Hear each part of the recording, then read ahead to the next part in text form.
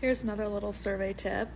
Just like stop with the overlapping answer categories. Super easy thing for you to check for. What is an overlapping answer category? Or like, what is an answer category?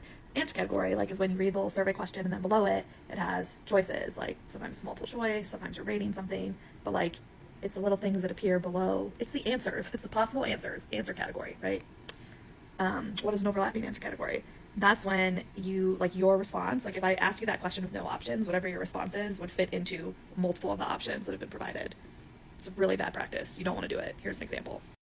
Writing them at first. What time do you get up in the morning? Just think about what time, like literally, they answer this. What time do you get up in the morning? Okay?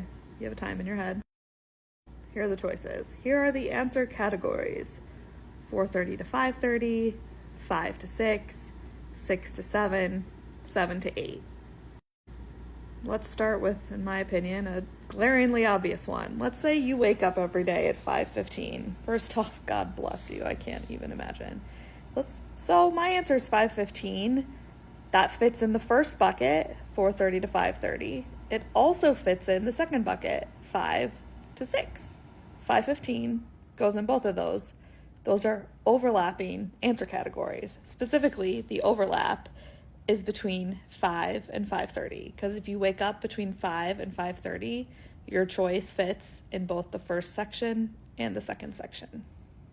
Let's say you wake up at 6 or 7. Still, I say, bless you, I'm not an early riser. If you wake up at 6, your answer fits in the second and the third categories. If you wake up at 7, your answer fits in the third and the fourth categories.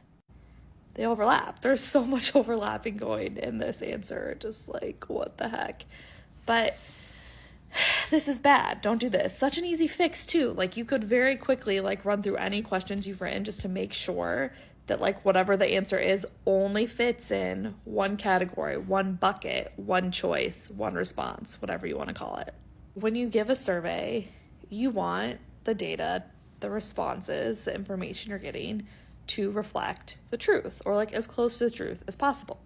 And the problem with overlapping answer categories, with choices that overlap, is that I can respond with my truth, and my truth can be the same as someone else's truth, and they can respond differently, right?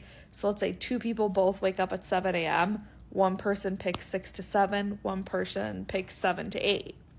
They're both right? 7 a.m. shows up in both spots, but it gets counted differently in the analysis. So the problem with overlapping answer categories is that it can be confusing for the person taking the survey because they're not sure which answer they should pick because their response fits into multiple.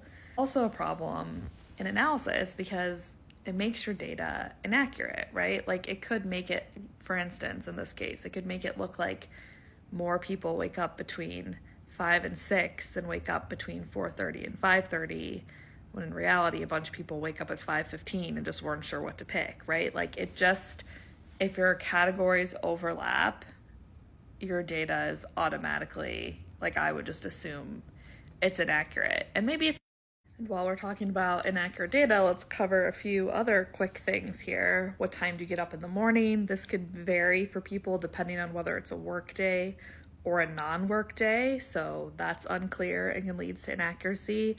Also, what about people who wake up before 4:30 or after? If they were taking this survey, they would be forced to either lie or not respond, right? Because in that case, the answer categories don't cover the full range of possibilities for answers. So, in summation, this is a bad question. Don't use anything like this if you're doing a survey.